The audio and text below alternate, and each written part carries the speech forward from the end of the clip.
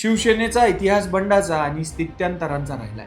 आज आपण ज्या वळणावर उभे आहोत तिथे ठाकरे घराण्याची तिसरी पिढी म्हणजे आदित्य ठाकरे आता सर्वाधिकार आपल्या हातात घेण्याच्या तयारीत आहेत. नमस्कार, मी अँकर अजिंक्य आणि तुम्ही पाहताय RRC नेटवर्क. आज आम्ही तुमच्यासाठी घेऊन आलो आहोत एक असा मजकूर जो शिवसेनेच्या अंतर्गत राजकारणाचे पदर उलगडून ठेवेल. 2003च्या महाबळेश्वरच्या अधिवेशनात राज ठाकरेंनी उद्धव ठाकरेंचं नाव सुचवलं आणि तिथूनच राज ठाकरेंचा गेम व्हायला सुरुवात झाली. आज आदित्य ठाकरेंच्या बाबतीतही तेच घडतंय का? आदित्य ठाकरे विरुद्ध संजय राऊत, पक्षात कोणाचे चालणार? संजय राऊतांची आक्रमक भूमिका की आदित्य ठाकरेंची नवी रणनीती? राज्यसभेची उमेदवारी, मोहित कंबोजच्या पार्टीतील उपस्थिती आणि 2028ची राज्यसभेची टर्म या मुद्द्यांनी पक्षात दोन गट पाडलेत का?